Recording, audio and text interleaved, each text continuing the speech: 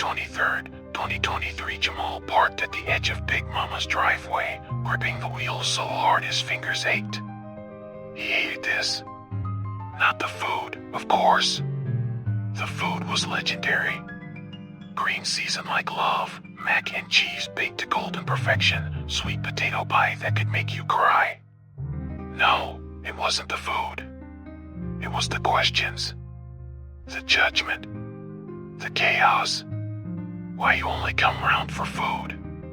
When you gonna settle down? You still working at Foot Locker?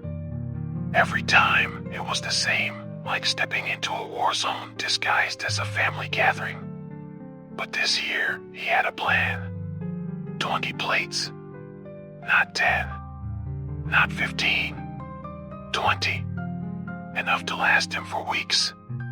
He'd show up, put in just enough time to be polite, and then he'd leave with a mountain of leftovers. He glanced at the stack of foil pans on the passenger seat, took a deep breath, and stepped out into the cold night air. Is that Jamal?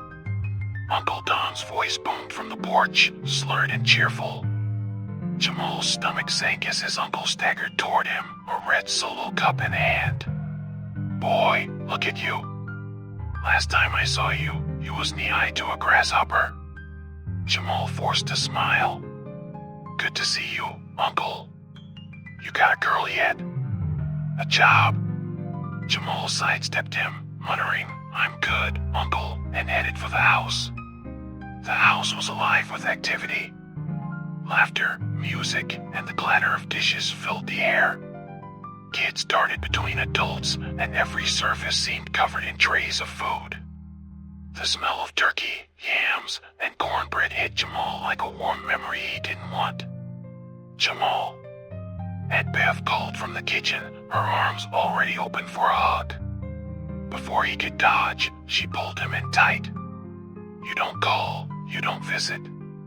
What, you too good for us now? No, ma'am, Jamal muttered, trying to squirm free. Big Mama. Aunt Bev hollered. Look who finally decided to show up. Big Mama shuffled into the room, leaning heavily on her cane. Her eyes locked on Jamal, sharp and assessing. You finally decided to see us, she said. Yes, ma'am, Jamal said, lowering his eyes like a scolded child. Good. You hungry? Yes, ma'am. Then make yourself useful and grab that ham out the oven. The kitchen was pure chaos. Aunties stirred pots, cousins argued over slices of pie, and the table groaned under the weight of food. Jamal edged toward the counter, clutching his pans. Aunt Bev snapped. Who said you could touch that mac and cheese? I'm just trying to make a plate, Jamal said, keeping his voice steady. You better sit down like everybody else and eat what's on your plate. You ain't special, she said, shaking her head. Jamal swallowed his frustration, scooped some greens into one of his pans, and tried to stay out of the way. By the time he made it to the door, he'd managed to fill 2 pans. Outside, the cold air felt like a relief. Jamal dumped the pans onto the passenger seat and slid into the driver's seat. Next time, more, he muttered, turning the key in the ignition.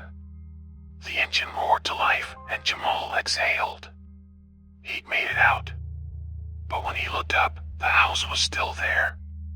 The driveway was full. Music blasted from the windows. The smell of turkey and greens hit him like a wave. Jamal blinked, his heart pounding. He was back. Is that Jamal?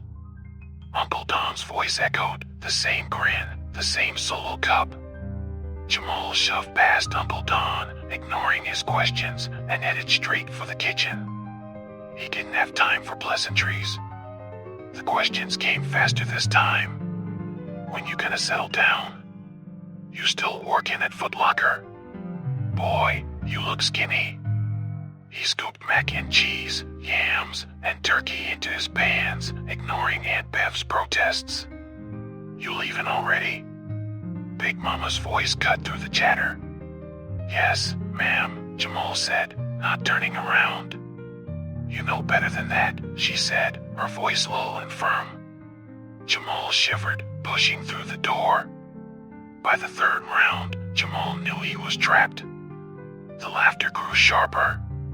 The voices more insistent. You don't call your mama no more.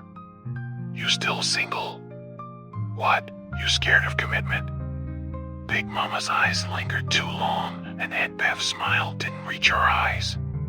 Jamal loaded more plates, his hands trembling.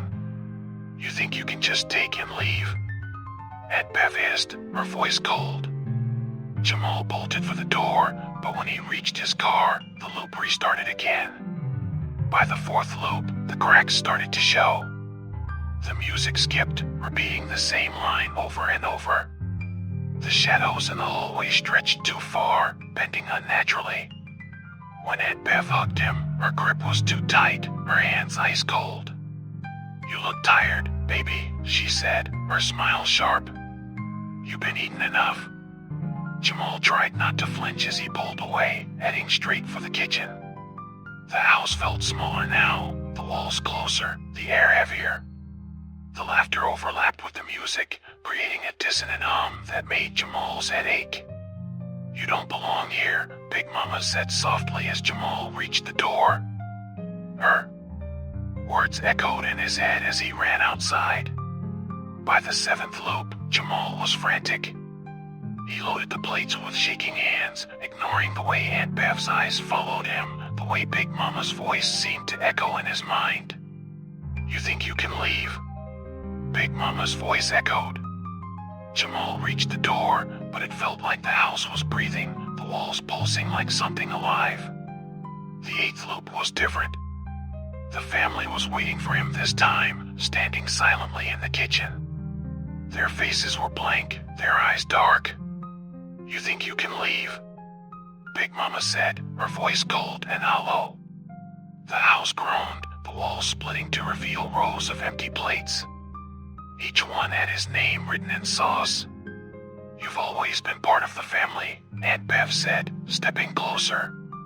Jamal stumbled back, clutching the plates to his chest. The shadows twisted and stretched, crawling across the walls like living things. Jamal ran, his breath coming in ragged gasps. He made it to his car, threw the plates onto the seat, and slammed the door shut. But when he looked up, the house was still there. Is that Jamal?